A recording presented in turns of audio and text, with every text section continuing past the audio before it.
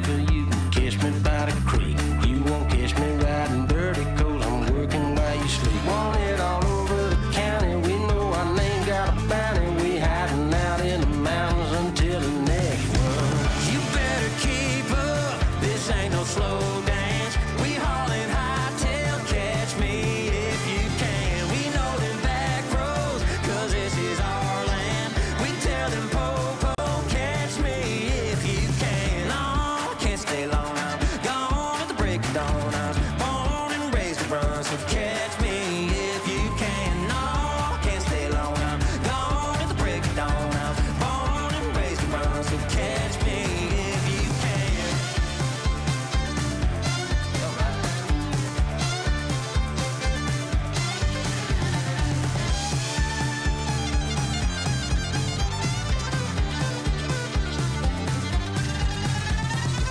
We're just some bootlegging rebels. We keep it pedal to metal. Neither the law nor the devil could ever stop us.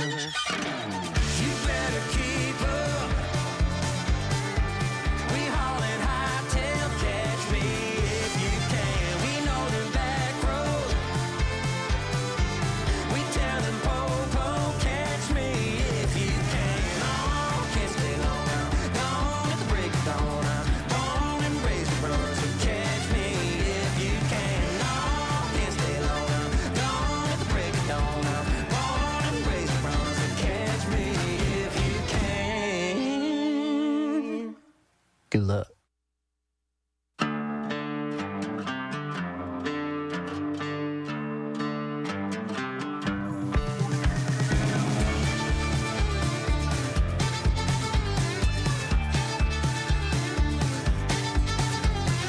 Got a little shack where the woods meets the waterway. We keep the Mountain Dew running straight through the copper.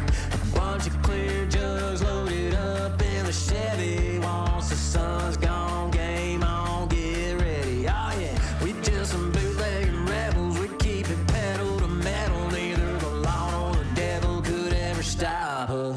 You better keep up, this ain't no slow dance. We hauling hightail, catch me if you can. We know them back roads, 'cause this is our land. We tell them po-po, catch me if you can.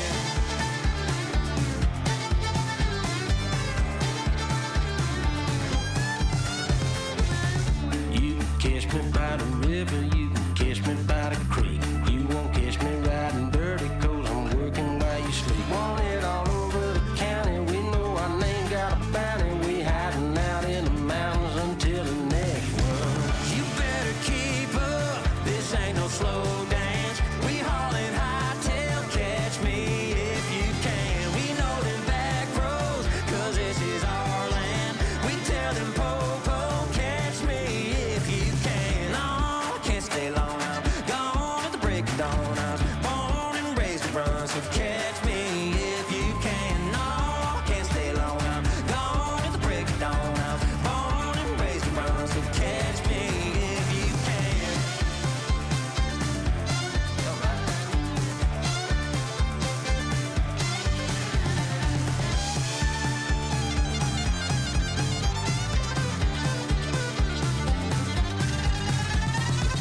We're just some bootlegging rebels. We keep it pedal to metal. Neither the law nor the devil could ever stop us. You better keep up. We hauling hightail, catch me if you can. We know them back roads. We tell them po-po, catch me if you can. Oh, can't stay long, I'm gone at the break of dawn. I'm born and raised to run, so catch me if you can. No, can't stay long, I'm gone at the break of dawn. I'm born and raised to run, so catch me if you can. Good luck.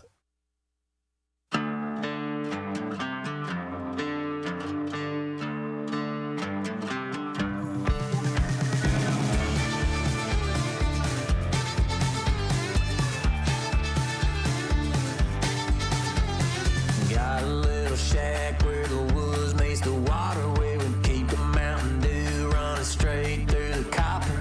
A bunch of clear jugs loaded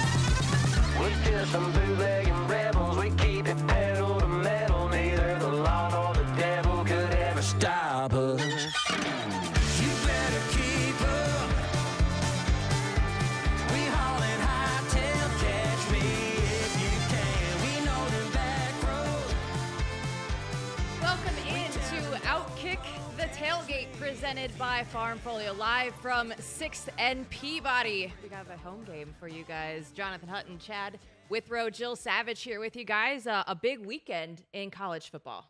It is a home game. I'm accustomed to being in between you two for the OutKick The Tailgate broadcast.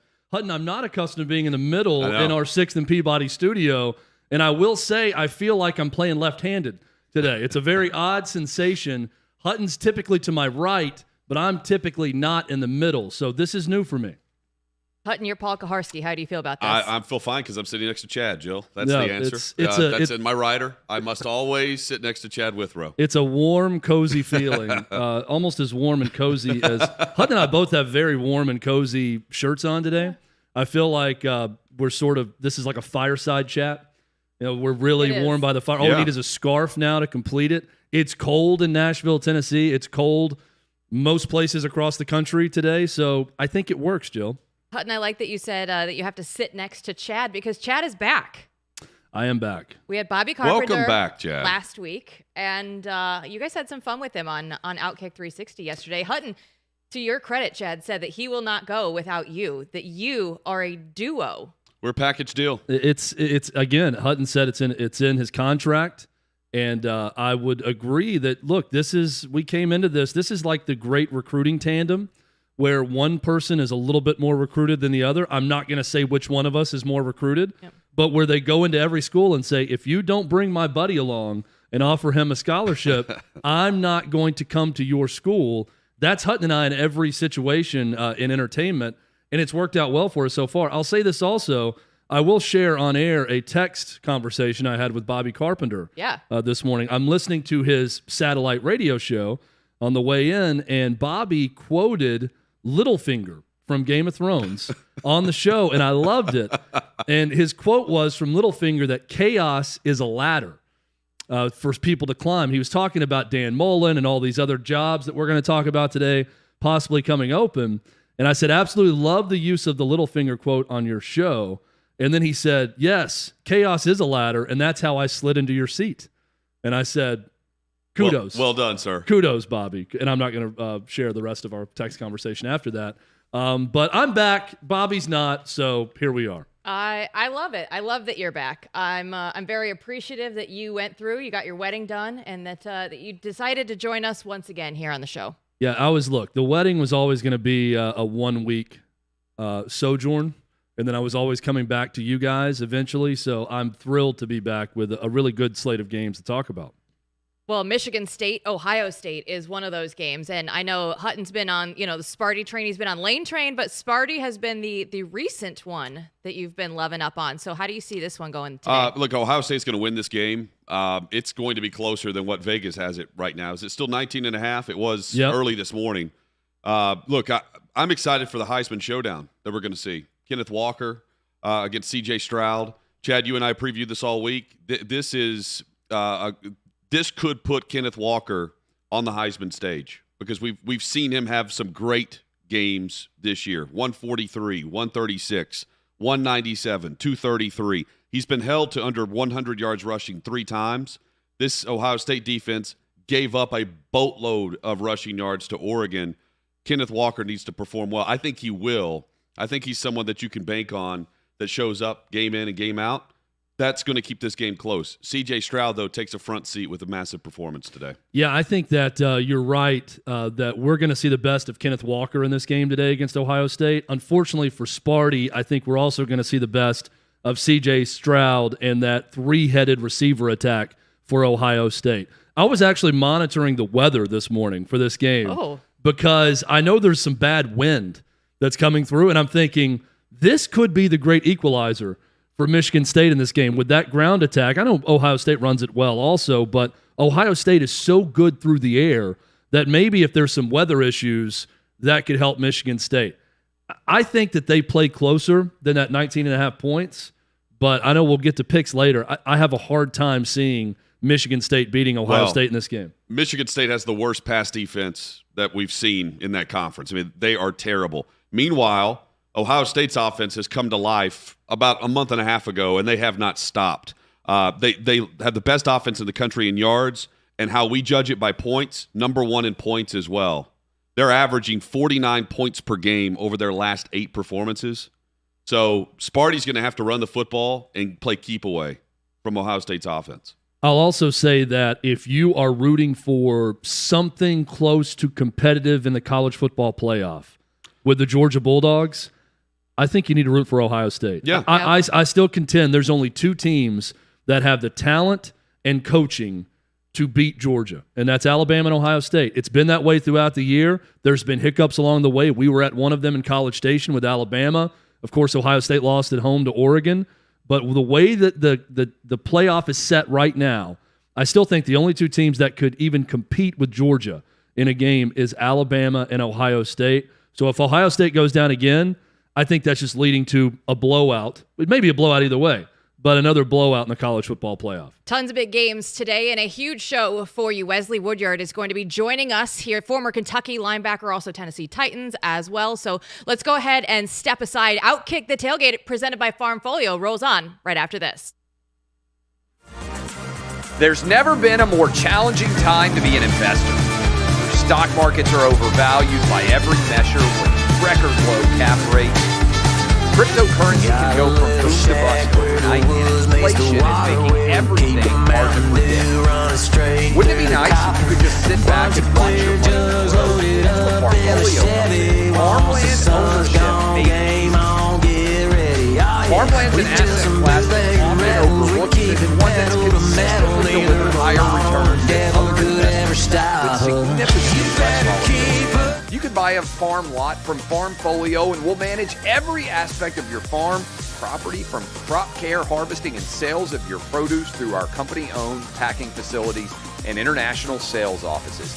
With FarmFolio, farmland ownership has never been easier. Simply sit back and enjoy the fruits of our labor.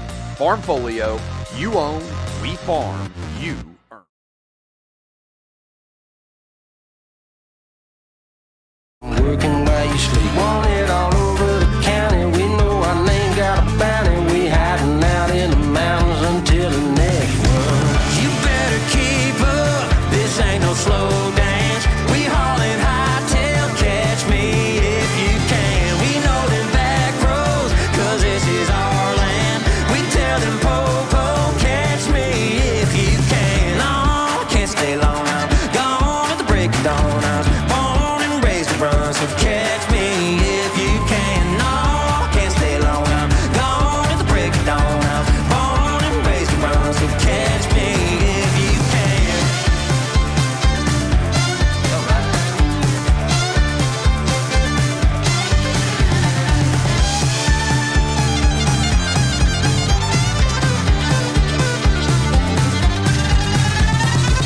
We're just some bootlegging rebels. We keep it pedal to metal. Neither the law nor the devil could ever stop us. You better keep up. We hauling hightail. Catch me if you can. We know them back roads. We tell them po-po. Catch me if you can. Oh, can't stay long. I'm gone at the break of dawn. I'm born and raised to run, so catch me if you can. No, can't stay long. I'm gone at the break of dawn. I'm born and raised to run, so catch me if you can. Good luck.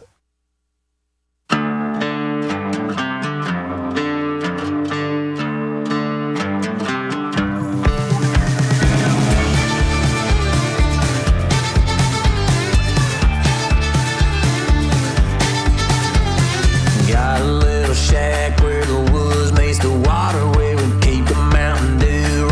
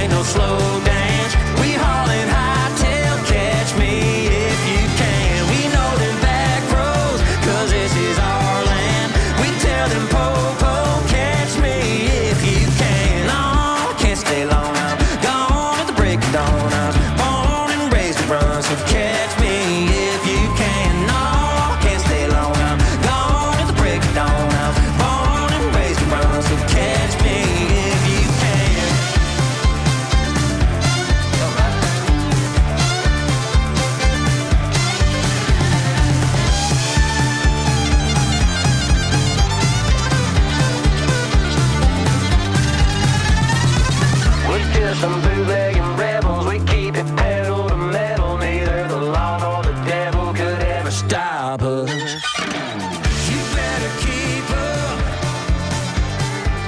We hauling hightail, catch me if you can. We know the back road. OutKick The Tailgate, presented by FarmFolio, rolls on, and we have a very special guest, Wesley Woodyard, former Kentucky linebacker and Tennessee Titan. Everybody here in Tennessee knows him. Thanks so much for taking some time with us today, Wesley.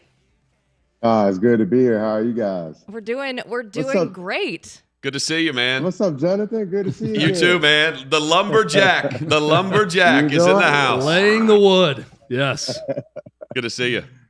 Wesley, let's All start right, with some SEC talk. Have you been following your Kentucky squad this season? What are your thoughts on them? Yeah, I was following my Cats a lot this year, man. We started off really hot on fire. Unfortunately, we let Georgia beat us for 3 weeks straight. What I mean by that is we were very happy with where we were at, but went between the hedges and then come out with a victory and just let those guys fester around for a few weeks in our head. But our Cats are doing pretty good. They have a chance to close out the season very strong and get a chance to have a 10-win season. Wesley, does it feel like Mark Stoops is a Kentucky lifer at this point with what he's built, with expectations at Kentucky versus maybe some of the places that might come after him this offseason? Don't you think that he's maybe better suited to stay in Kentucky? I just recently heard that LSU was trying to, get Coach Stoops to come down there in Baton Rouge and be the coach. But I think Coach Stoops, man, he's on task to, if not already, be the most winningest coach in Kentucky football. I think he was past Coach Bryant this past season, or maybe at the beginning of this year. But Coach Stoops has done a great job. He's definitely solidified himself in the Mount Rushmore for Kentucky football. And he's the reason why those guys are on track, continue to recruit very well. And you could just tell that his guys believe that every time they step on the field that we're Kentucky football, we're turning a new leaf. This is a new program. And this chance that we have out here is a big chance. And that's to go out there and show everybody, all these high school kids, why they should come to the University of Kentucky. Wesley Woodyard, our guest on OutKick the Tailgate. You can follow him on Twitter at Woodrow52.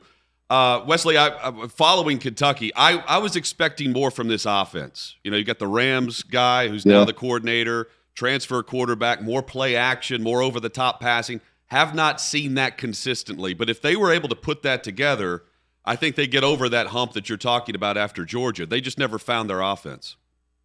You look at with the addition to Wandale Robinson and Josh Ali, those guys started off on a tandem.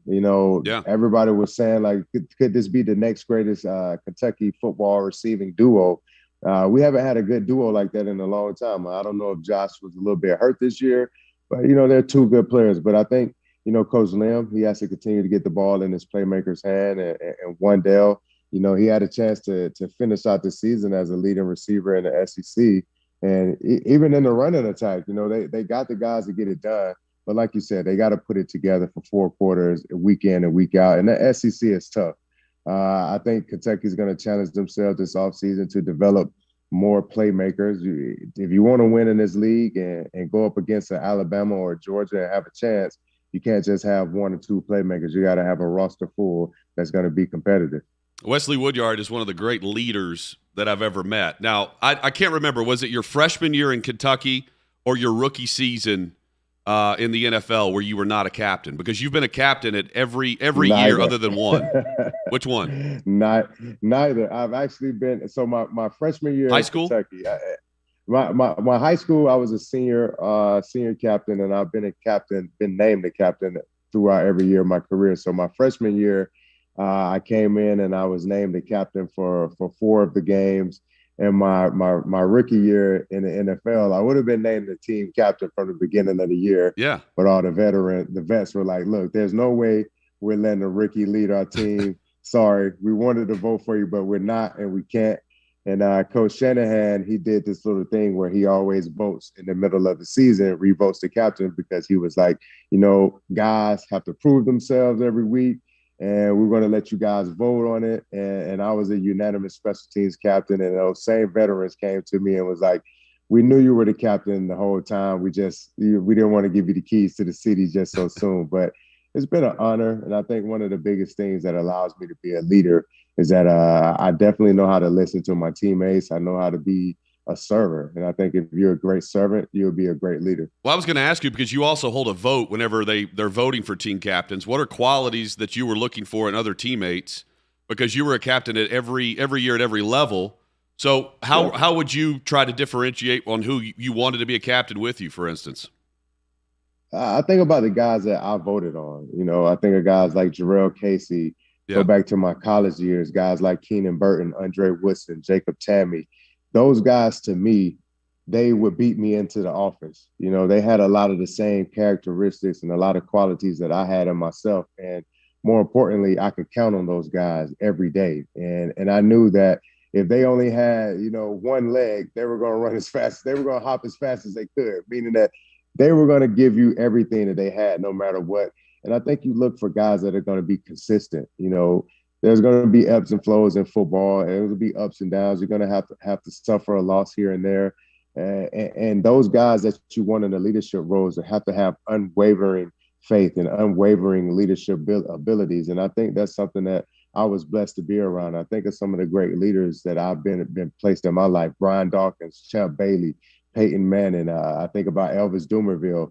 Those guys came into work every day with the same mindset and the same mentality, is that I'm pouring it out. I have a glass full of energy, but if I leave this work and it's empty, I did my job. And those guys continue to do that every day. And I got a chance to learn from some of the greats.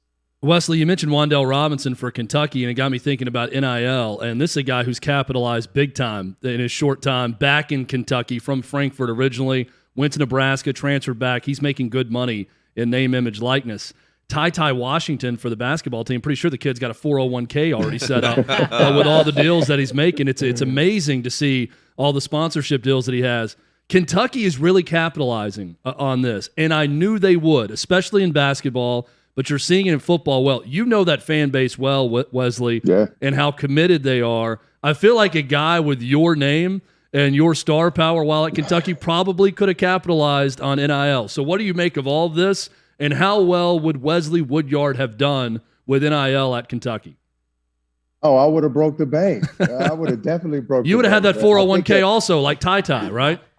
I might not would have had a chance to go to the league because I would have had all that money in my bank account already. So, but no, it's great. I've challenged Mitch Bornhart, athletic director, and Susan Lax, one of our football ops over there in Kentucky, to just try to have a program in place for these kids and to show them, what to do with the money that's coming in. Because, I think about me, we struggled. Some of our guys worked. I worked an off-season job in the summer just to get a couple bucks in my pocket during the 4-week summer school session. But it's big. The University of Kentucky is right in the center of nothing else. Everybody there believes blue. There's no professional sports teams. I mean, you go close, your closest one is Cincinnati with the Bengals and the Reds, but everybody, they're diehard Kentucky football fans. And I think the NIL is a great thing. A lot of kids make millions for the university, and they never got a chance to reap any of those benefits. But now, they get a chance to sit back and use their images and their likeness and capitalize on that, because now you're teaching kids what to do with money when they get it. And that's the challenge that I place on the university to teach these kids. When you get money in your bank account, it's not about how fast you can get it in and how fast you can get it out. It's about how fast you can get it in and how long it can stay in there and continue to grow. So I challenge all those kids to, not go out and spend money on chains. Don't go buy the flashy big cars. Think about life after football. And I think that's something that most kids don't understand, that there is a life after football, and what they're doing, they're preparing themselves for a greater life. Wesley, it's been fun talking to you about Kentucky, but I want to go back to the NFL. You're a 12-year NFL vet.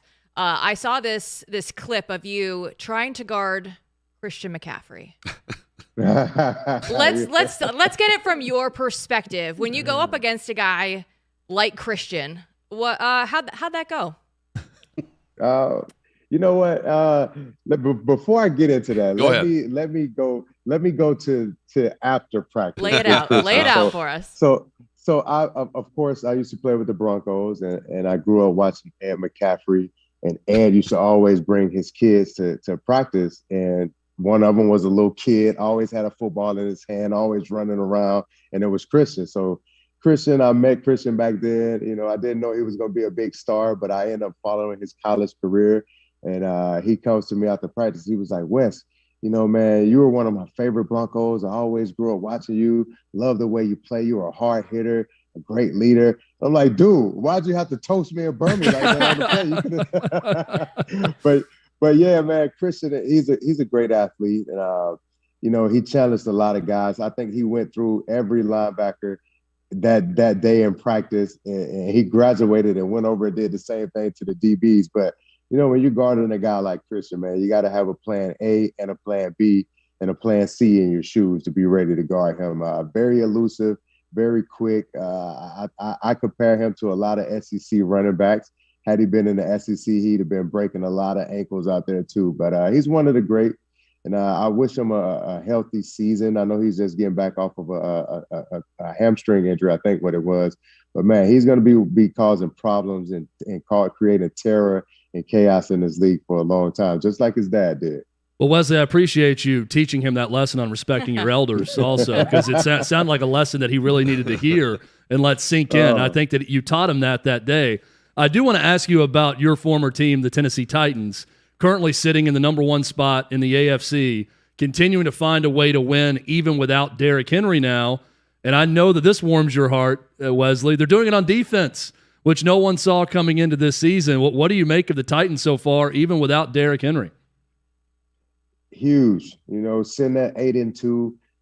We win this game, I think it'll be maybe five or 6 years in a row that we've had a winning season. And I think that's huge for the club. You look at what, you know, Mike is trying to get accomplished there in Tennessee, and that's a philosophy of learning how to win no matter what. You know, that same mentality that the New England Patriots had. We're going to beat you differently every week. Some weeks we might run through your face with Derrick Henry. Some weeks we might have to let Tannehill throw the ball up to Julio and AJ and Ferkster out in the flats. So, man, they're getting it done, like you said, on defense finally. You know, we've all been waiting for this great defensive scheme to step up and be great leaders out there. And I think, honestly, it starts up front, you know, with the pressure that Jeffrey Simmons has been creating in the inside. And you look at Harold Landry on the outside, he's finally got that 10-digit, that double-digit sack season. I know he's been hunting and chasing that for a long time. Got a chance to talk to him last week, too, and just congratulating him on getting the 10. And but I think the guy who you look forward to is Kevin Byard. You know, KB, a leader. KB is one of the guys that always, you know, he's pouring his glass out. You know, he's always working hard, always in the building, always leading by example. And whenever your leaders are doing the right things, I think you're heading in the right direction. I know statistically they're not where they want to be defensively, but these last few games have really showed that, hey, it's going to take a defensive effort to win championships. And I think those 3 guys, along with Jayon Brown, understand the concept of what it takes to win championships, especially towards the end of the football season. Who was your favorite coach to play for? Dick LeBeau. Dick LeBeau was my favorite defensive coordinator.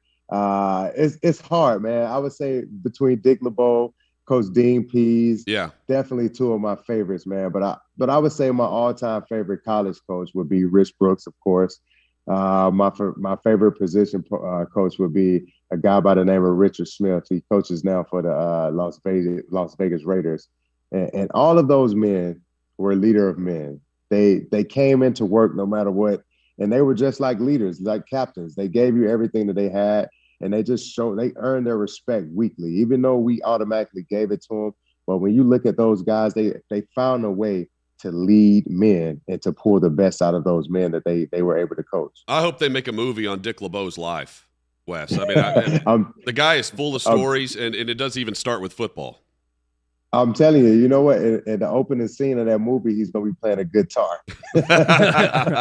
For sure. Wesley Woodyard, thank you so much for your time today. We really appreciate you. Great to see you. You're welcome, sir. Great to see you, too. Y'all have a great day. Thanks, Wesley. All right. When we come back, OutKick The Tailgate rolls on from 6th and Peabody live in Music City. There's never been a more challenging time to be an investor. Your stock markets are overvalued by every measure with record low cap rates. Cryptocurrency can go from boom to bust overnight, and inflation is making everything hard to predict. Wouldn't it be nice if you could just sit back and watch your money grow? That's where FarmFolio comes in. Farmland ownership made easy. Farmland's an asset class that's often overlooked, but it's one that's consistently delivered higher returns than other investments with significantly less volatility. You can buy a farm lot from FarmFolio, and we'll manage every aspect of your farm property, from crop care, harvesting, and sales of your produce through our company-owned packing facilities and international sales offices. With FarmFolio, farmland ownership has never been easier. Simply sit back and enjoy the fruits of our labor. FarmFolio, you own, we farm, you earn. You won't catch me riding dirty, 'cause I'm working while you sleep. Want it all over the county. We know our name got a bounty. We hiding out in the mountains until the next one.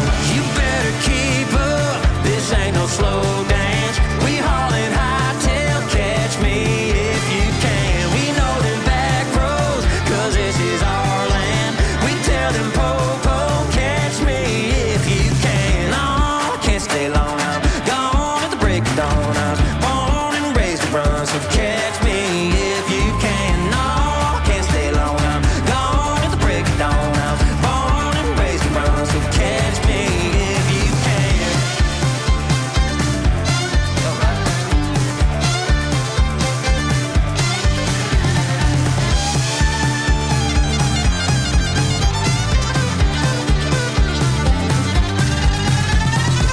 We're just some bootlegging rebels. We keep it pedal to metal. Neither the law nor the devil could ever stop us. You better keep up. We hauling hightail. Catch me if you can. We know them back roads. We tell them po-po. Catch me if you can. Oh, can't stay long. I'm gone at the break of dawn. I'm born and raised to run, so catch me if you can. No, can't stay long. I'm gone at the break of dawn. I'm born and raised to run, so catch me if you can. Good luck.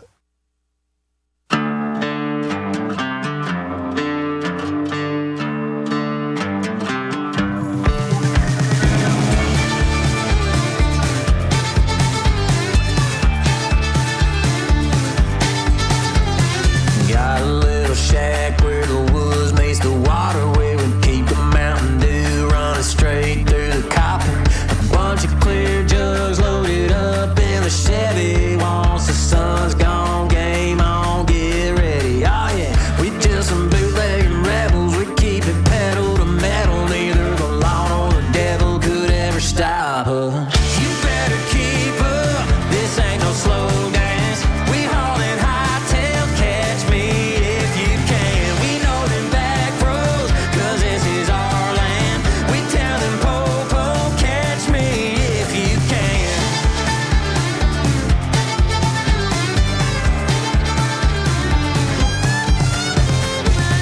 You can catch me by the river. You can catch me by the creek. You won't catch me riding dirty, 'cause I'm working while you sleep. Want it all over the county. We know OutKick our The name Tailgate, got a presented by bounty. FarmFolio. Jonathan Hutton, Chad Withrow, Jill Savage. Getting back into some game action, because there are some big Are ones. we back, Jill? We are. Well, Are we back? We're back. We're back. All right, good. Declare it. We're thank you. back. We're back. We're back. Just say it after me. You're back. We're back. I'm back. You're back. Hutton's We're back. We're back. Collectively, We're back from the short break we Collectively. took. We're back. we're back. Thank you. A little more energy next time, but not bad. This is an We'll work inside, on so it. a story, a Thank you. We'll bachelor work on it. party. Thank I was you. looking for Chad. Chad proclaimed he was back at In the New bar. Orleans, I- in New he- He Orleans. went missing, but he knew where he was. I didn't know where he went. I didn't know where Chad went. That's Just a a, problem. just So a, I- just That's a a short problem. time abduction that happened. A little light Yeah. kidnapping happened on this bachelor party. Nothing big.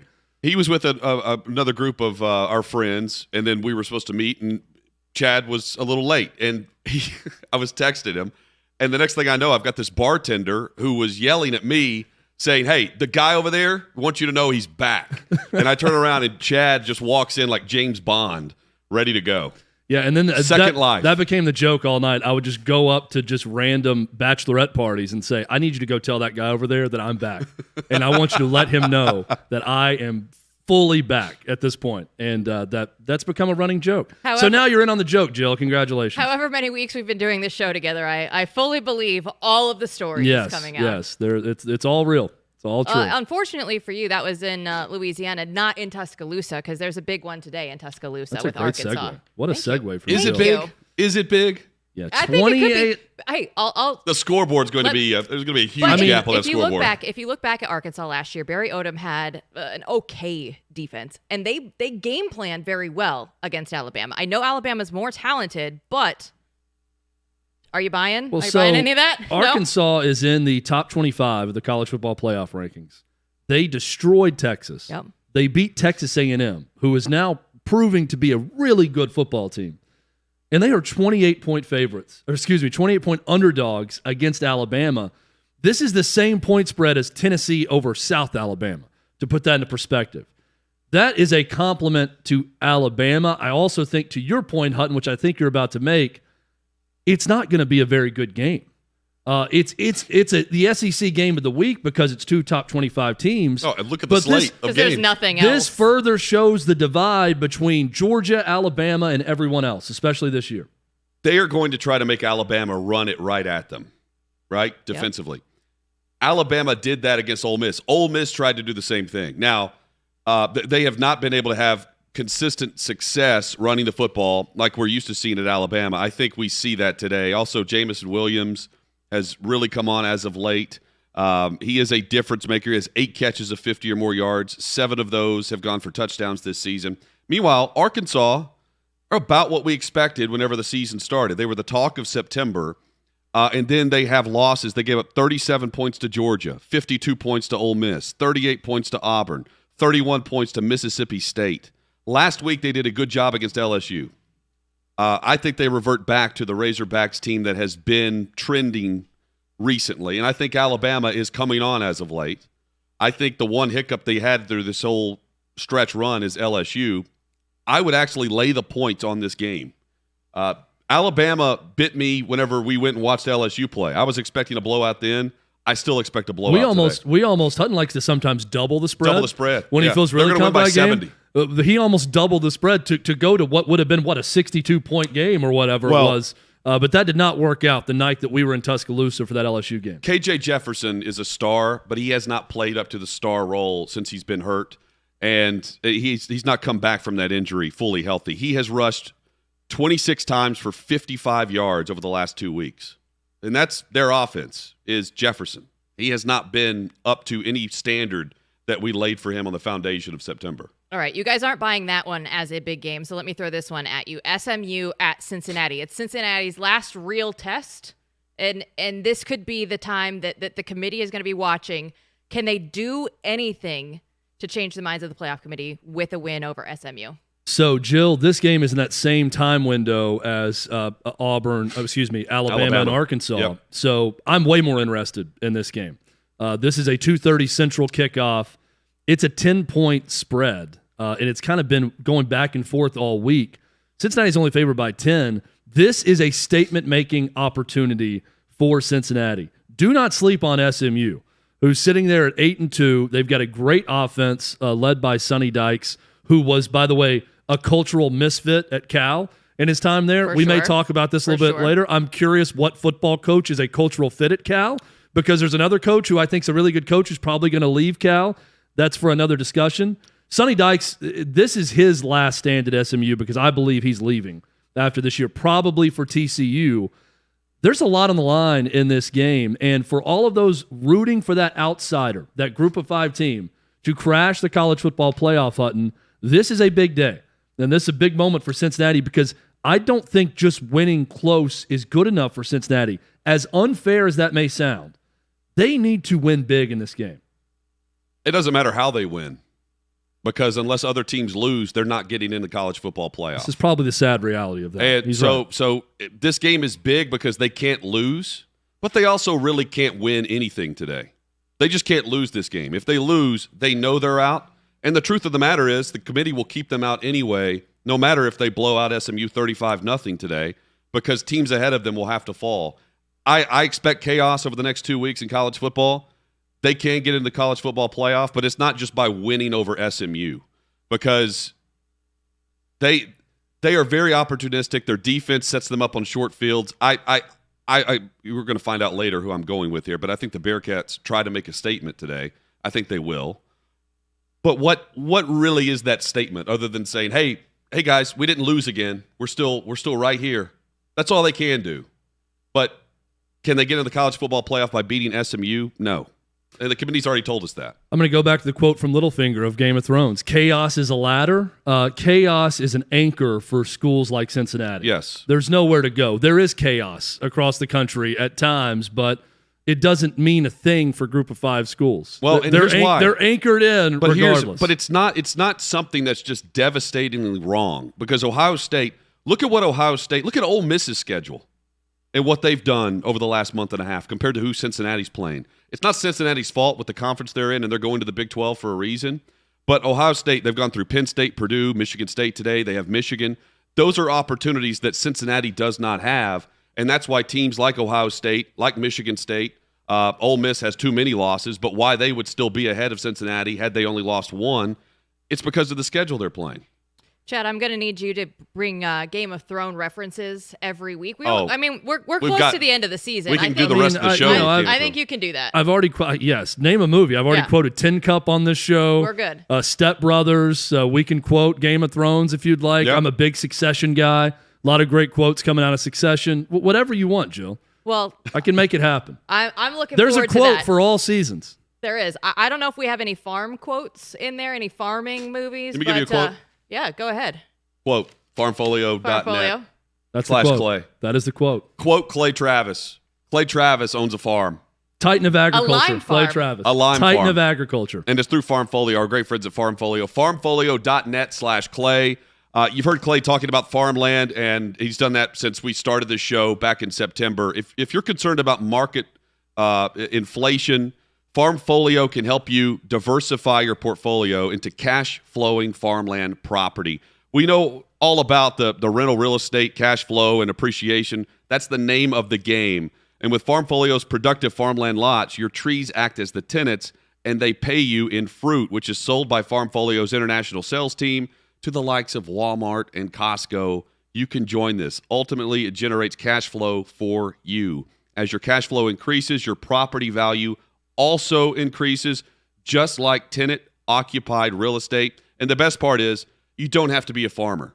And the great example of that is Clay Travis. When you look at him, do you think farmer? No, but he owns farmland with farmfolio.net/Clay. You own, they farm, you earn. That's the name of the game. Phone number 833-FARM-LOT, 833-FARM-LOT, and the link farmfolio.net/Clay. I'll bring it back to a movie, The Big Short. Michael Berry, the star character in there. Farmland and water. That's what he likes at the end of the movie. We'll come back with OutKick the Tailgate, presented by FarmFolio, right after this. There's never been a more challenging time to be an investor. Your stock markets are overvalued by every measure with record low cap rates. Cryptocurrency can go from boom to bust overnight, and inflation is making everything hard to predict. Wouldn't it be nice if you could just sit back and watch your money grow? That's where FarmFolio comes in. Farmland ownership made easy. Farmland's an asset class that's often overlooked, but it's one that's consistently delivered higher returns than other investments with significantly less volatility. You can buy a farm lot from FarmFolio, and we'll manage every aspect of your farm property, from crop care, harvesting, and sales of your produce through our company-owned packing facilities and international sales offices. With FarmFolio, farmland ownership has never been easier. Simply sit back and enjoy the fruits of our labor. FarmFolio, you own, we farm, you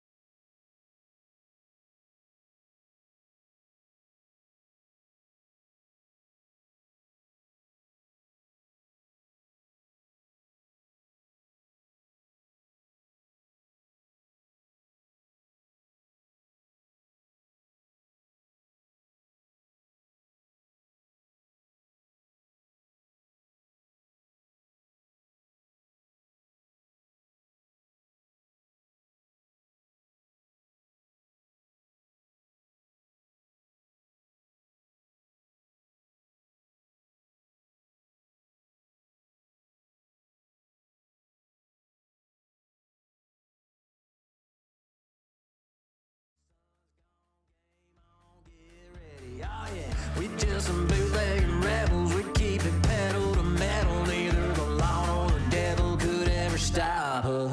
You better keep up. This ain't no slow dance. We haulin' hightail. Catch me if you can. We know them back roads, 'cause this is our land. We tell them po-po, catch me if you can.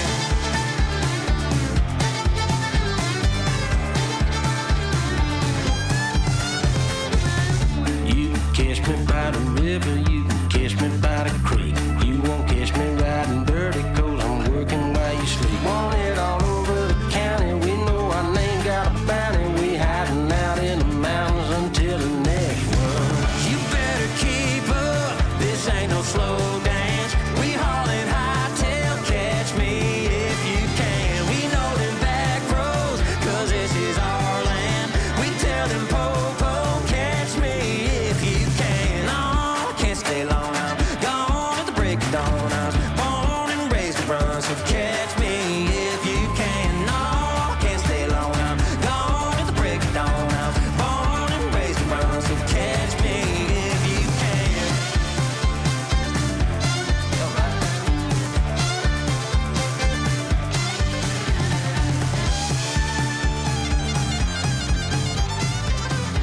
Hour number 2, OutKick The Tailgate, presented by FarmFolio. And guys, this week, I don't know why, but when I was writing our FarmFolio Fact or Fiction, there were a lot of coaches at the top of my mind, and we're in that kind of coaching carousel part of the season. So get ready. This is the Fact or Fiction Coaches Edition.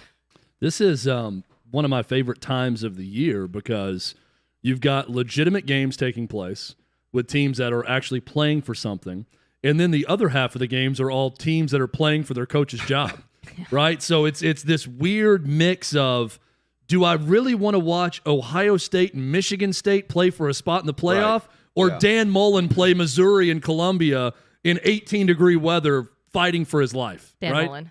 Dan Mullen, for sure. But these are the decisions we make on Saturdays. We also fall for this every year. This is get a raise season. This is not get a new job season for a lot of coaches. And all of this is posturing and maneuvering for these coaches to get significant raises where they are. Thank you for that segue, because we will start with Mel Tucker should be the highest paid coach in the Big Ten. If you look at it, it's rumored that he's going to receive $95 million is what they're throwing out there right now. So fact or fiction? Well, it's a fact for about 5 or 6 weeks, and then he will no longer be the highest paid coach in the conference. Again, like we always fall for these headlines. There will be other coaches that will soon jump him, because it is also a fact that he's not deserving of this after 1 year at Michigan State. When you compare him to the other coaches in the conference. I mean, just look around this, Chad, and the options in the conference before you get to Mel Tucker. If we did a poll prior to the start of the season, where would Mel Tucker rank? And that's no fault of his. He's had a great year. Where would he rank on coaches that we thought would be the top coach in the conference? Because I think it's probably 10 or below. You could start naming a bunch of coaches in the conference that you would say would be paid higher than Mel Tucker. And, oh, by the way, he's getting this raise before he even plays Ohio State. Well, and you're spot on. It's interesting. We could spend a lot of time talking about Michigan State and Mel Tucker and how he did this through the transfer portal. You know, Kenneth Walker's a transfer from Wake Forest. He's got a lot of guys starting on this team that are transfers from other programs, and he built it so fast by doing that. It's a sign of when you use the transfer portal, you can get good quick if you bring in the right guys, and you can really turn over your roster in a hurry. I said I would work in movie quotes when I can. There's a line in Jerry Maguire where Jerry is talking about Bob Sugar, the agent. He says, Sugar is a child. Jimmy Sexton is not a child, but Jimmy Sexton is the Bob Sugar of college football in that he is a cutthroat, money-hungry agent, and they all are. This is not me begrudging Jimmy Sexton. He's the most powerful man in college football. 100%. He also happens to rep Mel Tucker. Well, and Jill, so he is. Hutton says this is raise season for coaches. Yes. Look at Lane Kiffin, a Jimmy Sexton client. Look at James Franklin, who just fired his agent this offseason and hired who? Bob Sugar / Jimmy Sexton. And then look at Mel Tucker now getting this mammoth raise at Michigan State. You can argue that Jimmy Sexton has done some good things for the sport, but what he's done ultimately is he has raised this insanely high roof for what coaches can make and just taken the market to levels that are almost out of control. And he's doing it again with Mel Tucker. I'm not saying that Michigan State should not do what they can to keep Mel Tucker. They should. But I'm looking at this contract and I'm thinking, is Mel Tucker really worth this after 2 years at Michigan State? I don't know. No. But that's what Jimmy Sexton wants, and Jimmy Sexton gets what he wants. So Jeff Brom is begging LSU to name him as a candidate or have his agent. If it's not Jimmy Sexton, it should be, because Jeff Brom has the 2 best wins in the conference right now as a head coach. Ryan Day, meanwhile, has the 2nd best resume among current head coaches in the entire country because he's about to go to his 3rd consecutive college football playoff. The only coach currently that has done that is Nick Saban. So Jim Harbaugh, well, we can continue to go down the list. Kirk Ferentz, Christ. There are a number of solid coaches in the conference. So it is a fact that he deserves to be the highest paid coach for the next 5 weeks. And then Ray's season will also lead us down a path where he's going to be like 4th or 5th by the time we roll around next year. Heading to Boomer Sooner, Lincoln Riley is not going to leave Oklahoma. Fact or fiction? I think that it's a fact that he's not leaving Oklahoma. I'll go to another movie quote, another football movie, Varsity Blues, where John Voight, as the head coach, goes to the trainer at one point and says, make him understand that he needs to get back in the game and take this shot to get back in the game. Everyone around Lincoln Riley needs to make him understand. And he needs to understand this. Oklahoma's headed to the SEC, right? So if there's some problem with Oklahoma and the Big 12, then you're going to remedy that problem when you move to the SEC. It is decided. The only time now that we're looking at is what's the time frame for him joining the conference, right? Is he going to go? Is Oklahoma going in 2 years? They're going in 4 years? Either way, they're headed to the SEC. And also, look at this as it's Oklahoma. They're one of the 3 or 4 teams that are routinely in the college football playoff. He's about to go to the same conference, right? I think this is posturing for a big-time raise. Unless LSU is going to position this where they give him an offer that Oklahoma's not willing to match.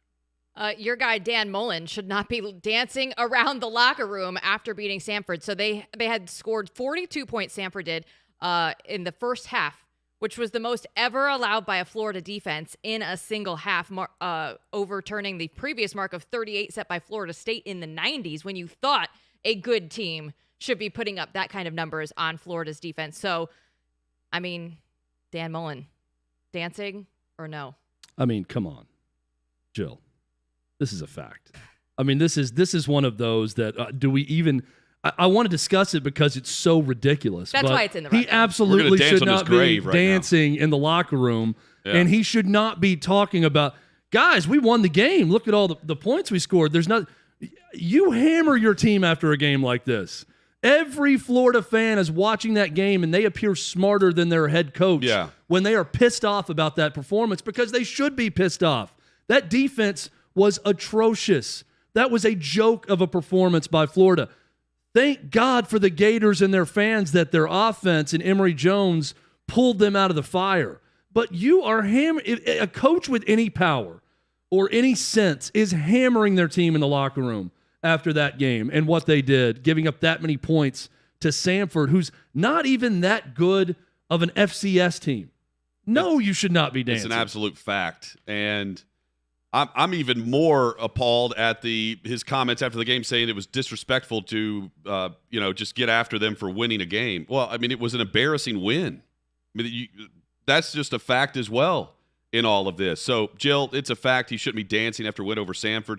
But the fact that he's having to talk about embarrassing wins and getting all fired up with the media, where he's going through a stretch of playing Samford and Missouri today and Florida State, tells you he's a damn mad walking. If your coach is all of a sudden getting defensive in November and it's this schedule, you've got issues in Gainesville. I hear that we have Clay Travis on the line, so I'm Nice. I'm gonna go ahead and bring Clay in because I want to know, Clay, if you can hear us. We're talking Dan Mullen, whether whether or not he should be dancing in the locker room after beating Samford. That was our fact or fiction.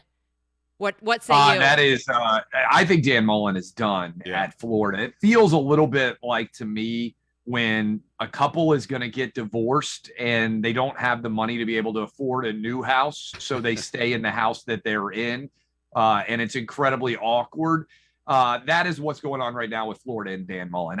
I don't know, guys, if there's an NFL team that could come and rescue Dan Mullen. I don't know if one of these jobs that's open might be a better fit for Dan Mullen. Maybe a Washington State, just kind of tossing that out there where there's less attention put on people on a day-to-day basis. But ultimately, dancing in the locker room after giving up over 50 points to Samford is an embarrassment. It's the reason why I love Mizzou today. I think there's a good chance that Eli Drinkwitz's team pulls off the upset. And ultimately, when all is said and done, the Dan Mullen era has unraveled in a hurry. I said coming into this season, I think we had underrated the impact that Kyle Trask had for the Florida Gators and what he helped to paper over. And I think that's continuing. By the way, I'm here in Oxford, and we just finished an interview with Lane Kiffin. So that in and of itself was pretty entertaining. So that'll be up on Big Noon Kickoff here shortly. Clay, and you just talked to Lane Kiffin, and there's a lot of rumors swirling around about his interest in LSU or Miami. We know his agent is Jimmy Sexton. What do you think is next for Lane Kiffin? What should Lane Kiffin do? If you're in his spot in Oxford at Ole Miss, how do you handle this? Because bottom line is Ole Miss is still one of the 3 or 4 worst jobs in the SEC. So there is a chance to move up if you're Lane Kiffin. Well, I think strategically, the question is, what's Lane Kiffin's goal? He can coach for the next decade at Ole Miss and be comfortable here. Also, maybe make the college football playoff if they expand to 12, because right now Ole Miss is the 3rd best team in the SEC. And I do think playoff expansion helps a job like Ole Miss, because remember, the Rebels have never been to Atlanta going all the way back to 1992. Doesn't feel like Nick Saban is going to stop coaching anytime soon. And Jimbo Fisher certainly has Texas A&M rolling. But so if Lane asked my advice, he said, hey, I could go to LSU. I could go to Miami, let's say. I don't think USC is going to hire him back. My suggestion would be maybe Miami. And some people may say, what are you talking about? That's crazy. Here's the sales pitch, I think, for Miami. One, you're in the ACC. And the ACC, with Clemson coming back to earth, you could be the best program in the ACC without a lot of difficulty. You already recruited at a high level at FAU. You have a lot of the relationships with people in South Florida that you would need in order to bring in top talent. I think Miami, crazily, may be a better job than LSU or even USC, because to me, the ACC is wide open right now, and you could dominate and bring back the U of the 80s, the 90s, and the early 2000s when that was a really dominant program. I think that's a sleeping giant, and the ACC is so weak, I think it's ripe to be exploited. It is fun to think about, Clay, because I can see one argument where Lane Kiffin is in the perfect spot in Oxford and should stay there, and they could go 7-5, and people are going to be happy in the SEC West. And then I also think, man, Lane Kiffin rebranding and rebuilding the U from back in the day in Miami also makes a lot of sense. I think you also have to factor in, we talked some about Matt Corral. What does Lane actually think about Ole Miss? They may go 10 wins this season. They might win 11 games in a bowl season. That Egg Bowl is going to be an awesome game next week. But if they could go 10-2 and Matt Corral rides off into the sunset in the NFL, Matt Corral is an incredible player. How much difference is he worth by himself, and what does Ole Miss have ready to come up behind him? Lane has been very good as a quarterback's coach, going all the way back his entire tenure. But is Matt Corral the drop-off so substantial that Ole Miss could go from 10-2, let's say, to a 7-5, 8-4, 6-6 realm? If Lane sees that coming, then the opportunity to jump may be so ripe it's hard to say no to. Clay, I'm also intrigued by the James Franklin situation at Penn State. You know, he got off to a great start. They're 6-4 now. And I think the thinking was, okay, he's going to land one of these jobs and someone's going to come after him. I don't know that it's a no-brainer now that USC or Miami or any of these jobs come to James Franklin first. What do you make of that situation? He's repeated all along, I think he's handled it the right way in saying, there's no doubt about my commitment to Penn State over the years. He's not saying I'm definitely not leaving. He's not saying I'm here for the next 10 years, but he's saying there's no doubting my commitment to Penn State since I've been here. Well, so to me, there's an interesting wrinkle there with Mel Tucker getting $95 million over the next 10 years. If Mel Tucker is worth $9.5 million to Michigan State, then I would think James Franklin has an argument that he's worth $9.5 million to Penn State or somebody else, because Franklin is more accomplished than Mel Tucker is so far. Now, partly timing comes into play and everything else. I think he could certainly leave if he wanted to. I'm just not sure what availability is going to be out there that makes a ton of sense for him. Maybe Miami, maybe LSU. There's talk that LSU now is going to Mark Stoops. It's going to be, I think, intriguing to see how all this plays out. Because I think the bigger picture question and statement, frankly, is there aren't that many accomplished head coaches.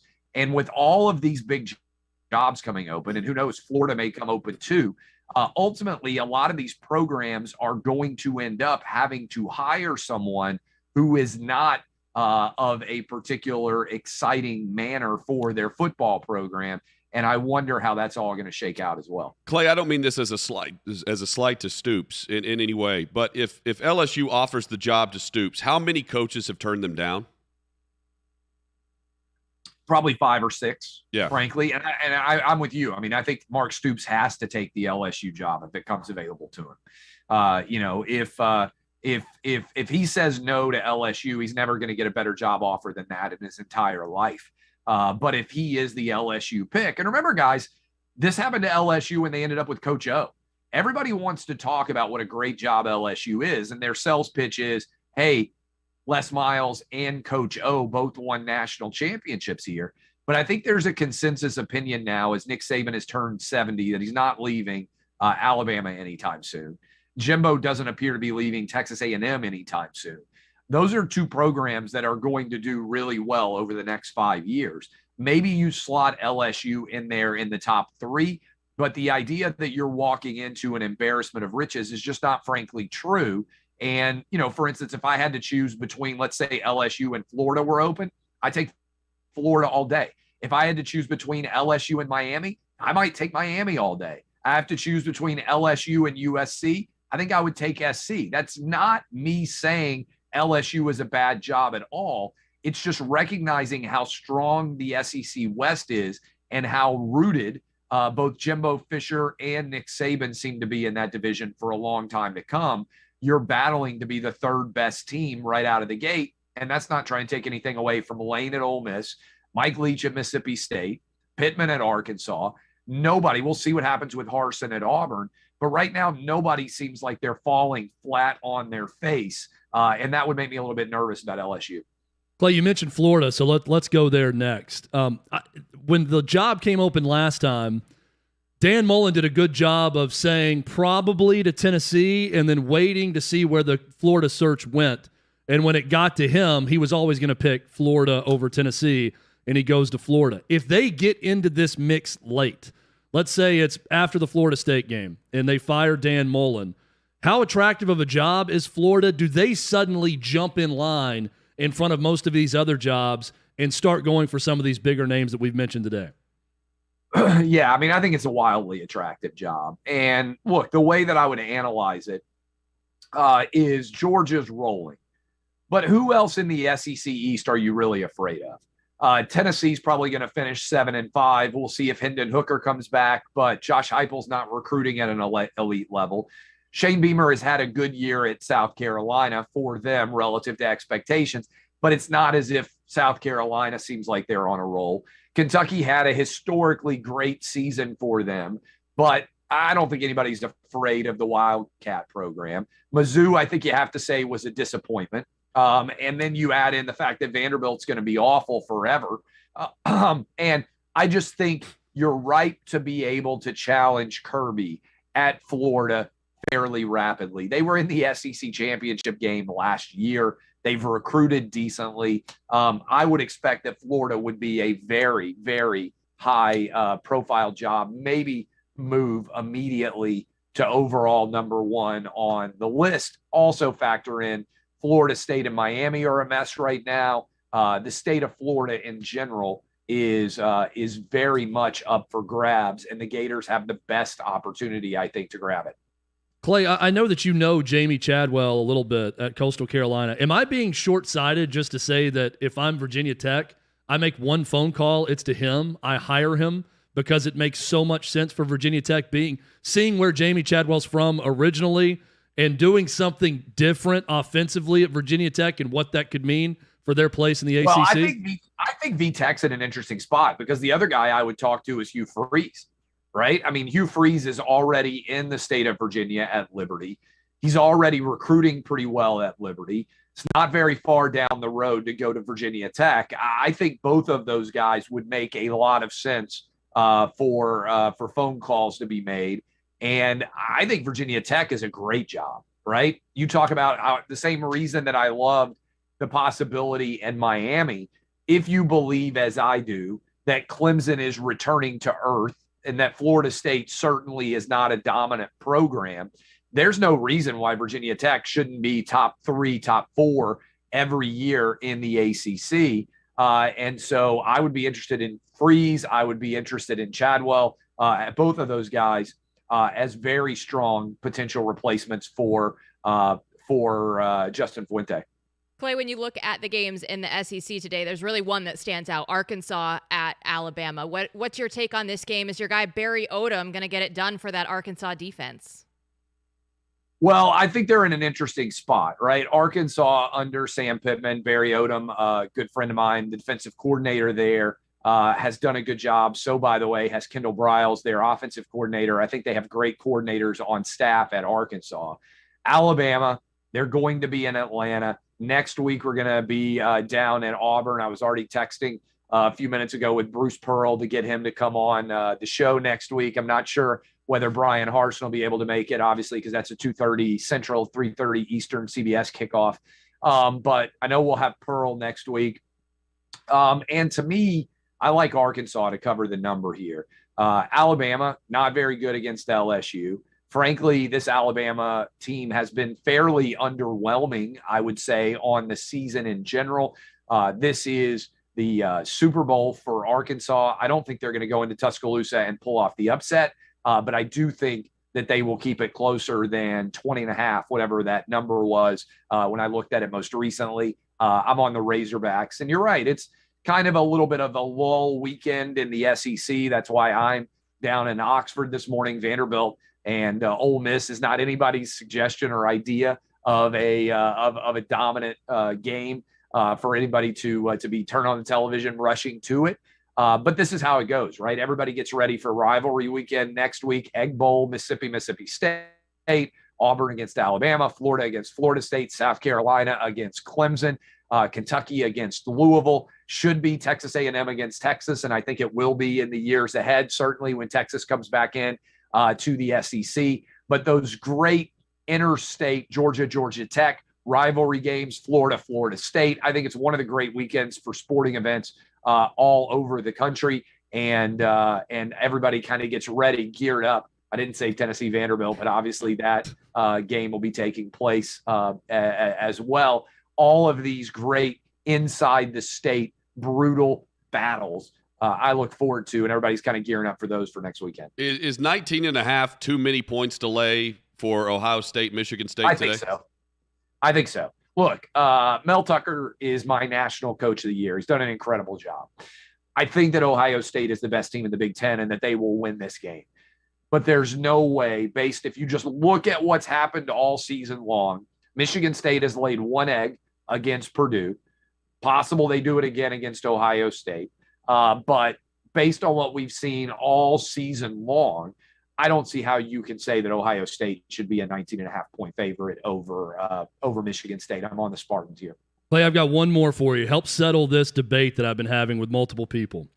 If UConn hires Jim Mora simply because of his name, Jim Mora, to get some star appeal for that job, is someone really going to not hire John Gruden in college football if John Gruden really wants to coach a program? Now, I'll say up front, I don't think John Gruden's taking a job just to take it. He's shown he can sit out for a decade and be an analyst or do whatever else he wants to do, and he doesn't have to be coaching a team.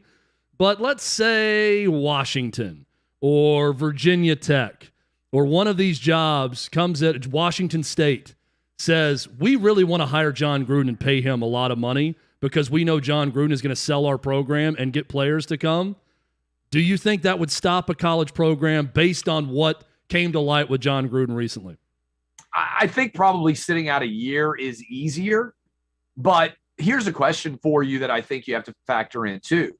Is it easier for John Gruden to get a football coaching job than it is a media job right now? Yes. I think the answer is yes, right? I think it's easier for unless OutKick hires him, yes. Yeah. I think it's easier for a university to make the case to their fan base than it is for a media executive to make the case to his or her board. And so that factors in here. I don't think John Gruden's going to get hired in the NFL anytime soon, but could a major college football program? Look, John Gruden had a lot of success in Tampa Bay. Just tossing it out there. If Dan Mullen were gone, would the Florida Gators talk to John Gruden? Might the University of Miami? It would not stun me.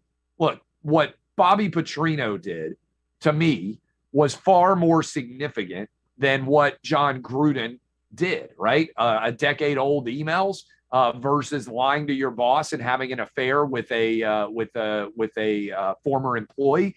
And Louisville was not up above hiring him, and certainly Western Kentucky went and hired Bobby Petrino and brought him back after like a year. To me, if Bobby Petrino can get rehired, then there's no reason at all why somebody shouldn't or wouldn't be able to hire John Gruden if they decided he was the right fit. Question for both you and Chad, Clay, as Tennessee fans. Are you more interested and invested in finding and watching Tennessee South Alabama or Tennessee Villanova today on the hardwood? I'm way more interested in basketball. By the way, this would be ultimate Tennessee football. If, there's rumors out there that potentially LSU could be making a big run at Lincoln Riley. Yes. The most Tennessee result imaginable would be Lincoln Riley goes to LSU, and then Oklahoma decides their top candidate is Josh Heupel, and after 1 year, he got hired away to go to Oklahoma. And then, by the way, I think there'd be a lot of Tennessee fans who would just say, screw it, go hire John Gruden, to answer Chad's question, which would be a crazy circle back moment. I think John Gruden might be more desperate to come to Tennessee than Tennessee would be to hire John Gruden. If so, we're pulling this clip. If that happens, we're saying we called it. Well, look, I'm going to be watching both. I'm far more interested in football because there's far fewer games. I'll be watching more of that. But I will say, Clay, it would be the ultimate Tennessee thing to happen on both sides, right? Losing the coach that shows a lot of promise in year one to go back to the alma mater. It's Lane Kiffin all over. But also, Tennessee just putting a middle finger up to the rest of America the way they have time and time again and saying, screw it, we're all in with Gruden. Groomers are back. We're going to hire John Gruden. And John Gruden would be the perfect outlaw coach at an outlaw place like Tennessee if that happened. It's not going to happen, but damn, it's fun to think about. Well, it's just ridiculous that Tennessee would have some measure of success. I mean, it should beat South Alabama and Vanderbilt next weekend and get to 7-5. I think then likely slotted into the Music City Bowl. If that crazy situation happened, people have had Lincoln Riley coaching Oklahoma for like the next decade. It really would be Lane Kiffin all over again, where, it's one of the great parlor games out there. If USC doesn't come open, how many years does Lane Kiffin stay at Tennessee, and what is his overall result? I think he would have done okay. I don't think he would have done bad at all. Instead, obviously, SC comes open. He sprints there. The Derek Dooley, Butch Jones era begins at Tennessee. Who knows what might happen? But that's, to me, as a battered Vol syndrome, for lack of a better way to describe it, kind of expectation. All right, Clay, we will see you next week for the Iron Bowl. Big one. Should be awesome. Have fun, guys. Appreciate y'all. All right, and I still have one more fact or fiction for you guys because I Okay. just can't get over this. Go on. Continue. Fact or fiction? Home team radio announcers should not be pulled off a broadcast for being homers. It's by definition in the name. I'll set this up now. Texas Tech is pulling their radio announce crew off the air this week because they had some things to say about the officiating, which every home crew, every broadcast team always has something to say about that. Well, here, it is a fact that it should not happen. It happens because the home radio crews, while they're homers, they have to be homers for their conference. And that's why they were kicked off the air this week. That's the unfortunate truth about this is no one at these universities, and quite frankly, this happens in the NFL too, no one has the backbone to stand up for their employees anymore.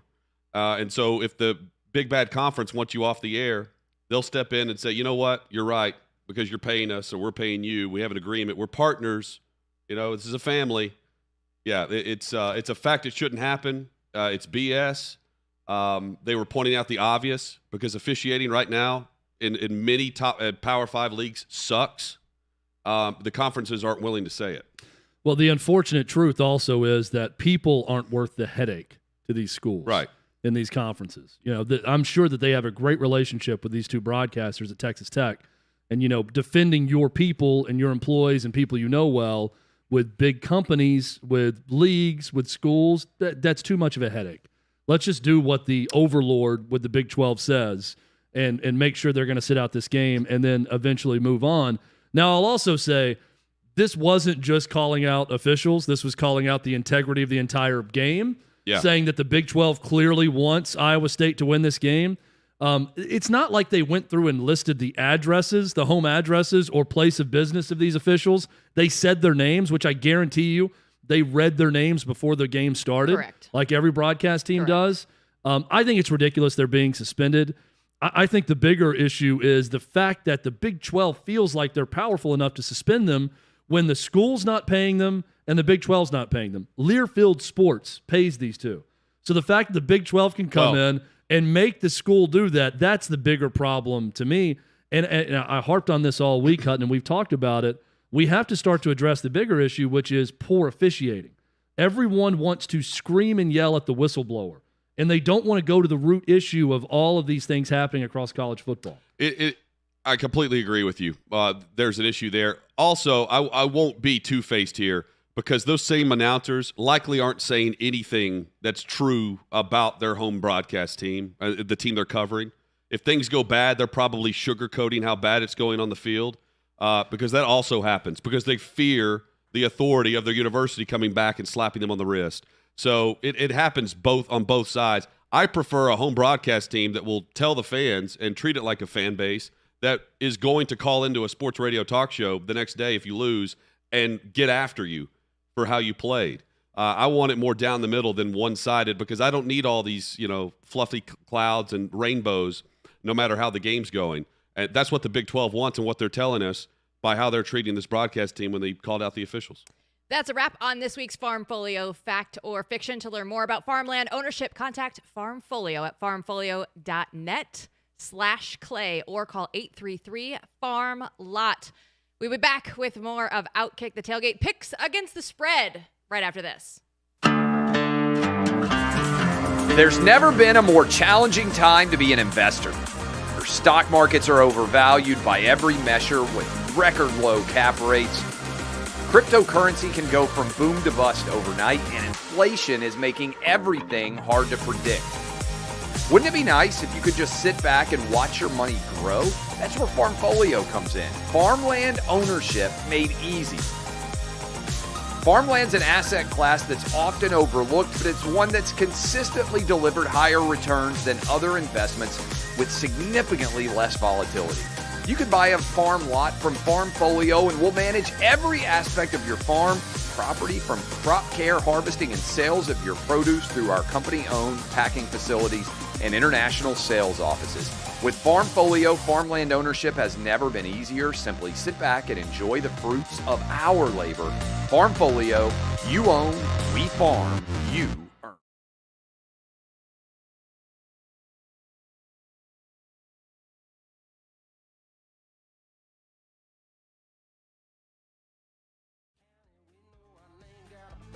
We hiding out in the mountains until the next one. You better keep up, this ain't no slow dance. We haulin' hightail, catch me if you can. We know them back roads, 'cause this is our land. We tell them po-po, catch me if you can. Oh, can't stay long, I'm gone at the break of dawn. I was born and raised to run, so catch me if you can. No, can't stay long, I'm gone at the break of dawn. I was born and raised to run, so catch me if you can.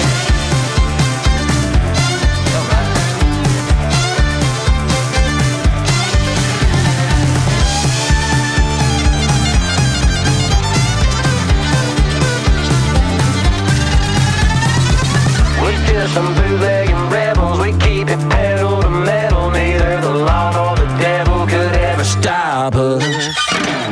You better keep up. We haulin' hightail, catch me if you can. We know them back roads. We tell them po-po, catch me if you can. Oh, can't stay long, I'm gone at the break of dawn. I'm born and raised to run, so catch me if you can. No, can't stay long, I'm gone at the break of dawn. I'm born and raised to run, so catch me if you can. Good luck. OutKick There's never been a The more Tailgate. challenging You guys want time. to do something really smart this month? OutKick is going to give you a life hack on your cell phone bill. You can cut it in half with Pure Talk. Unlimited text, talk, and 6 gigs of data for just $30 a month. They have great Black Friday specials going on and a 30-day risk-free guarantee, so nothing to lose. Go to puretalk.com and shop the plan and phone that's right for you. Enter the promo code OutKick, and you'll save 50% off your first month and save on a new phone. That's puretalk.com, promo code OutKick. Some restrictions apply. See details. You guys, Black Friday is coming up. We are in shopping season. We're going to be full Christmas mode. We're going to be full Thanksgiving mode. Egg Bowl is going to be amazing on Thanksgiving. It's the most wonderful time of the year, Jill. And the Iron Cyber Bowl. Monday. Here we come. I mean, Cyber Monday. If we're that's my Hutton is all that's over my Cyber deal. Monday. That's yeah. actually Really? his favorite day of the year. Mine too. Yep. That's a big day for Hutton. Learning things every day. Oh, it's the most wonderful. Okay, sorry. Keep going. Jack Well- can use that phone, by the way, that you're talking about. Yeah. He's got the iPhone 6 here. Yeah, I've 6 or got a the 7? one. There's a real 6S. a lot of Okay. discrimination going on in this country with people with the push button I'm at okay the bottom with that, Chad. and It's not you. the It screen. fits you. Like I've got the push button. Here's This phone also is you. It's a throwback. something else I haven't done. I haven't even changed the backdrop to the phone. Like whatever came with it. I've had this for about 5 years and I haven't even changed the backdrop to anything else. Beautiful color wave. You Yeah, have, it's just you great. have going on. You guys want to get in some picks against the spread? Ready to win. Powered by FanDuel. Yeah, let's- I'm ready to win. Let's make some money today. We're here in Tennessee. We can do this. Number Winning time. 7, Michigan State, Sparty at Ohio State. We've talked about this, that 19.5-point spread for the Buckeyes. I think Michigan State. I've really I've been updating my weather app to see if that wind is still coming through in Blizzard. Columbus today. Because the worse conditions, the better for Michigan State in this game. Either way, I think Sparty plays well. I think Kenneth Walker runs the ball well. I think they do enough to stay within the 19.5. Ultimately, Ohio State's going to win this game, pulling away from Michigan State. But I think Michigan State covers. 42-24 can be the final score, and Michigan State covers. It's too many points. Michigan State's too good for 19.5. By the way, that seems like the perfect final score for this game, bud. Yeah, I think you so just too. nailed the final score. Yeah, and when you think about, okay, how does this game play out? I think Michigan State's offense is going to keep it close, and Ohio State's going to make some big plays with C.J. Stroud passing against Michigan State's secondary. That's where they're vulnerable.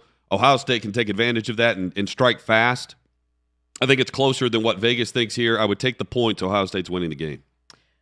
Pac-12 matchup, number 3, Oregon at number 23, Utah. The Utes by 3.5. So Oregon runs the ball well, and Utah stops the run really well. And these are two teams that, remarkably are sort of formed in the same image of toughness, of big physical guys. They both want to run the football. I think that this is one of those where we're giving too much credit to home field advantage. Oregon's the more talented and better team. I think they win this game outright. I would take Oregon on the money line in this one. I don't see it. I know Utah has a great track record in Salt Lake City. It's one of the more difficult road trips in the Pac-12. But I think Mario Cristobal and Oregon, I think they get it done. I think they're going to be right there in the top 4 again of that college football playoff ranking come Tuesday night. Well, to make the college football playoff, they will have to beat Utah twice because they're going to play in the conference championship game as well. I'm taking Oregon to the points. I'm not sure how good either team is, honestly. And because of that, I'm taking the points in this, the 3.5. The half point's important for me on this. And again, Oregon plays well when everyone tunes in to watch. This is one of those games that people have circled because they think Utah can get them when Oregon's on the road. I'm taking the Ducks and the points. Iowa State playing spoiler, hopefully for them. They are going to be at number 13, Oklahoma. Oklahoma favored by 3.5. I have to believe that the Oklahoma with Caleb Williams at quarterback that we saw in the second half against Texas when he entered that game and then won the starting job is going to emerge for 4 quarters at some point this season. Oklahoma, even with only 1 loss, has been an enormous disappointment this year. They have not performed up to expectations. A big part of that was Spencer Rattler, preseason Heisman Trophy favorite, was not very good, and they benched him for Caleb Williams. I think this is the day they put it together. I think they bounce back from that loss against Baylor. I'm taking Oklahoma to win by double digits in this game, not just 3.5. You want to talk about another disappointment this season? It's Iowa State. And Matt Campbell, who has turned down many jobs in the past, has to look around and say, with Breece Hall and this group that I have right now that's senior-led, how much better is it going to be in Ames? How much better is it ever going to be at Iowa State if this is the result in this season? I think he's going to have to look in the mirror after the season and say, is now the time to jump to another job? And I think Oklahoma helps speed up that process because I think they win going away. I took the points in this because Iowa State has scored 30 or more in 6 of their last 8 games. Did not see a good game last week by Williams at quarterback for Oklahoma. I know Lincoln Riley's 28-2 at home. They play well at home. I split the difference, and I took the points. The SEC game that we have been talking about throughout the day, Arkansas at Bama, 21.5. The big number of the day. Hutton, the question, I'm going to put this up on a tee for you because the big question for me is, am I going to allow Alabama to burn me again? Because I went big with them blowing out LSU. That did not happen. This, to me, feels like LSU Part 2 in that I'm looking at 21.5 and thinking it's going to be worse than that. And Alabama is going to win and win big today, and today's a day they put it all together. I'm hesitant to say it, but I'm taking Alabama to cover. Alabama has burned us in recent weeks. They've burned us. I will also put the ball on the tee for you, Chad. Because about 2 months ago, you looked into that camera. I did. And you said, Arkansas fans, enjoy this while it lasts. Because this game is not going to last very long today. Alabama is going to win in a rout over the Razorbacks. I like that callback. I also, that was great. A good memory by you, Hutton. And I'll say, when talking about Arkansas and enjoying the good times, right, earlier this year, and really enjoying this season also, and that eventually order is always restored in the big bad SEC West, I do tend to believe that order will be restored today in Tuscaloosa, and the beast of the SEC West, the Alabama Crimson Tide, will in fact roll. You teased this pick earlier. SMU at number 5, Cincinnati. Cincinnati by 11.5 points. SMU gave up over 400 yards passing 2 weeks ago to Houston. Cincinnati, this is their last chance to put the flag in the ground and point to a result and say, see, when we were tested, we won, and we just didn't win. We won big. I would lay the points and bet Cincinnati to make a statement today, even though that statement isn't going to get them to the top 4 because they need help. But what they can't do is lose, and I think they win going away. Desmond Ritter's a quarterback I've loved watching throughout his career at Cincinnati. He needs to have a big day. This has shootout written all over it. A lot of points scored by both of these teams. Maybe this is a hopeful pick for me because I really want to see Cincinnati make that playoff just to see what happens, just so we can all see and stop talking about it once and for all. Cincinnati, a team that played Georgia to the wire in a bowl game a year ago. I really want to see them in that playoff, and I want to see Cincinnati stomp out SMU today, and I think it's going to happen. I think they win. They win convincingly. I think you could double the spread in this game, Hutton. Bearcats big. Well, Cincinnati's run defense is really good. SMU's 2 losses, they were not able to establish the run. They want to. Cincinnati will shut that down, and I'm with Chad on the spread. Kansas State has quietly rolled off 4 consecutive wins. This one is a close one between Baylor and K-State, a half a point in favor of K-State. With all due respect to K-State, isn't everything they do quiet? It is. I mean, it's kind of it's a quiet little team. It's one of those. This is not Manhattan Big Apple. Quiet this is the little town. apple of Manhattan, Kansas. I feel like, Kansas State could be sitting here unbeaten, and we would not have mentioned them all year, just because that's kind of Kansas like State. Oklahoma State. With all us. due respect, I go to church with a guy who's a Kansas State grad, one of the Harry from church. I say hello to you because he's the Kansas State fan that I know, and he loves his Wildcats. I don't love the Wildcats in this game. I'm shocked they're a favorite at home. It's one of those, Hutton, I look at it and think, what does Vegas know that I don't? Because Dave Aranda, talking about quiet, Dave Aranda quietly off to a very good start at Baylor. That's a good football team with a really good defense. Dave Aranda known for his defenses throughout his time as defensive coordinator at Wisconsin, at LSU. I think Baylor goes into the Little Apple today and gets it done and wins outright. With you on that because I'm betting defense in this game. That's why I'm taking Baylor. Baylor's defense and has been elite. So I trust Aranda. I trust Baylor's defense.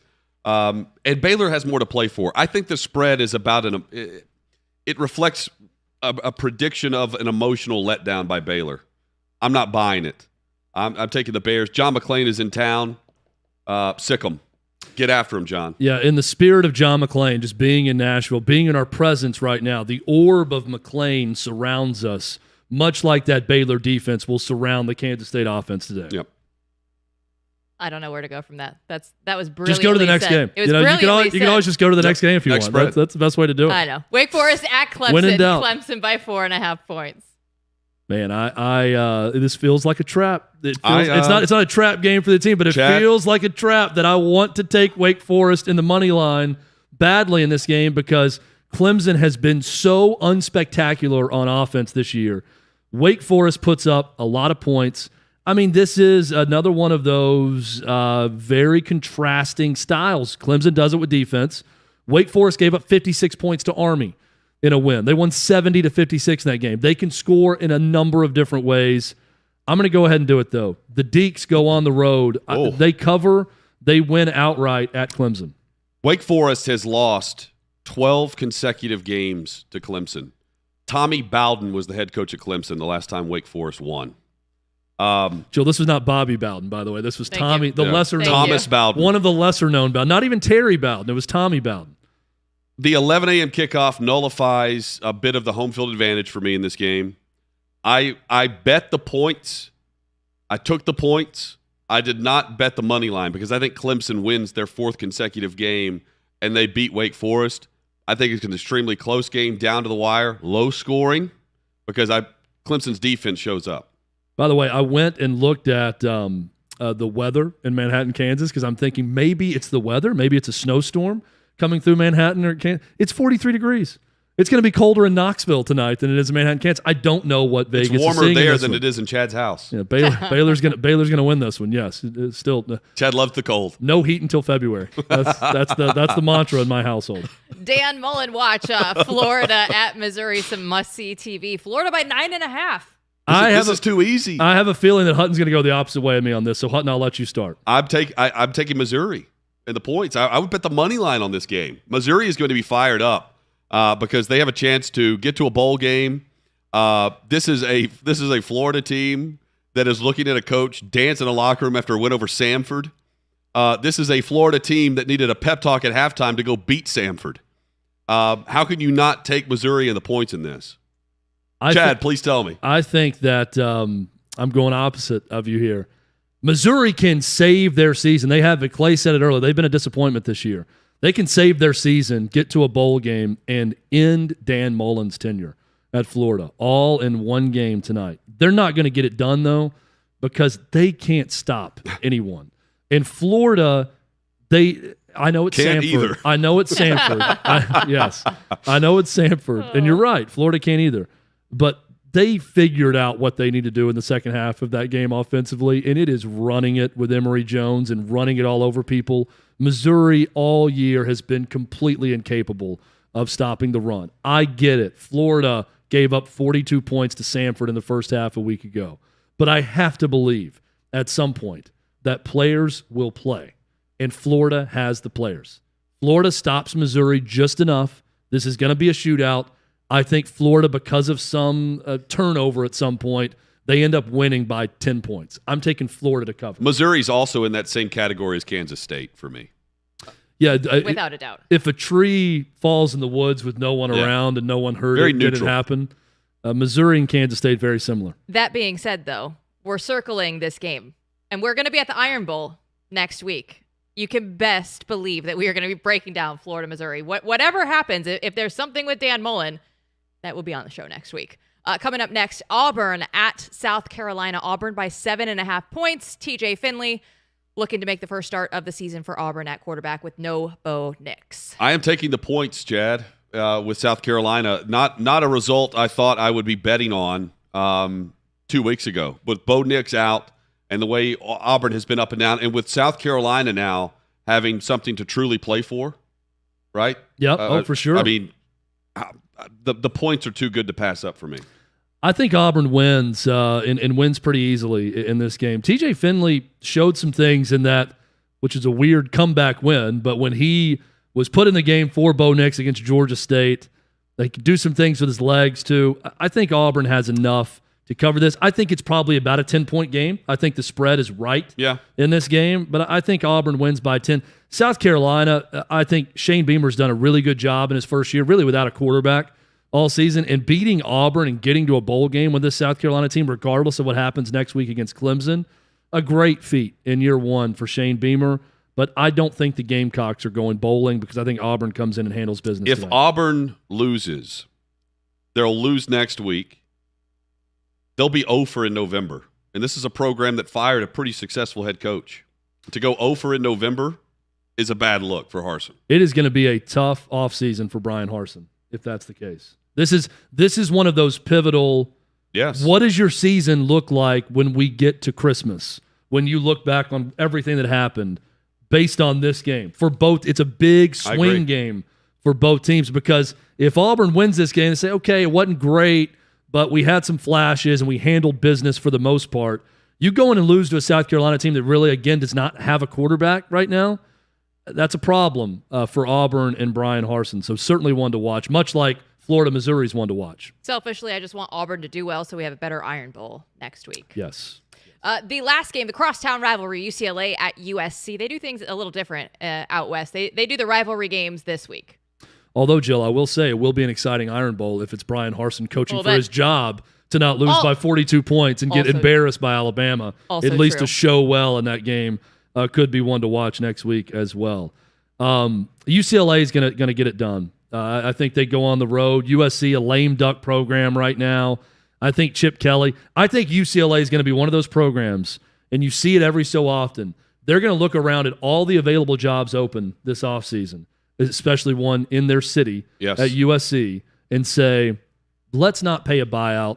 Let's give Chip Kelly another year. Let's maybe even add some resources for Chip Kelly to see if he can make it work. And I think that process of keeping Chip Kelly around starts in this rivalry game, and UCLA covers. I laid the points. I took UCLA -3.5, and I hate it. Like I wouldn't bet this game if it were just not on this sheet, and I bet all the games that we talk about. But UCLA has rushed for 200 or more yards in all 6 of their wins. So really, it comes down to, do they hit the 200-yard mark?